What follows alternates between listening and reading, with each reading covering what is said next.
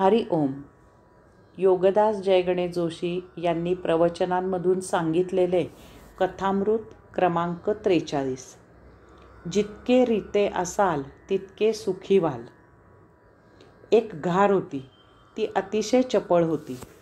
पाण्याच्या वरती जरा जरी एखादा मासा आलेला दिसला तर ती लगेच चपळाईने झडप घालून माशाला पकडत असे. एकदा तिला खूप भूक लागली होती. ती समुद्रावर गेली आणि पाण्याकडे टक लावून पाहू लागली. थोड्याच वेळात एक खूप मोठा मासा पाण्याच्या वरती आलेला दिसला. त्या घारीने त्वरित झडप घातली आणि तो मासा आपल्या चोचीत पकडला.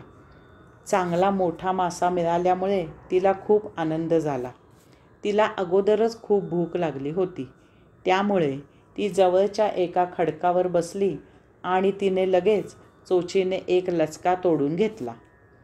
त्या घारीचे 1-2 घास खाऊन होत नाही तोच तिला जोरजोरात काव काव ऐकू आली. तिने आवाजाच्या दिशेने पाहिले तर 10-12 कावळे तिच्याच रोखाने येत होते. आता हे कावळे तिने पकडलेला मासा पळवणार हे तिने ओळखले. लगेचच तिने मासा चोचीत पकडून तेथून उड्डाण केले. दूरवरच्या जंगलाच्या दिशेने ती जलद पळू लागली. परंतु कावळ्यांनी काही तिचा पिच्छा सोडला नाही. ते तिच्या मागोमाग काव काव करत जोरात उडत होते. काव काव ऐकून काही घारीही त्या घारीच्या मागे उडू लागल्या. प्रथम घारीला वाटले की या तिच्या स्वजातीय भगिनी तिचे संरक्षण करत आहेत. परंतु कसले काय? त्याही तिच्या चोचीतील मासा पळवण्यासाठीच आल्या होत्या. त्यातील एका घारीने त्या घारीच्या मानेवर चोचीने आघात केला. दुसरीने तिच्या तोंडावर चोच आपटून तिला जखमी केले. इतक्यात त्या घारीला एक चांगले दाट झुडूप दिसले. लगेचच ती घार स्वसंरक्षणासाठी त्या झुडपात शिरली. तेथे तिने चोचीतून तो मोठा मासा जमिनीवर ठेवला आणि जमिनीवर बसून जरा दम घेतला.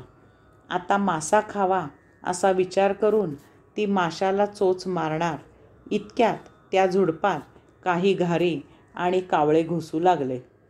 ते पाहून आता आपले काही खरे नाही असा विचार करून त्या घारीने तो मासा तेथेच सोडला आणि ती उडून जवळच्या एका झाडावर जाऊन बसली.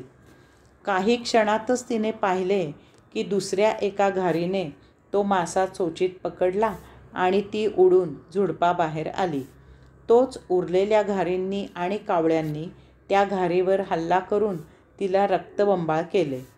अजून काही क्षण जरी आपण त्या झुडपात थांबलो असतो तर आपली काय अवस्था झाली असती हे पाहून ती थरथरू लागली. हरि ओम.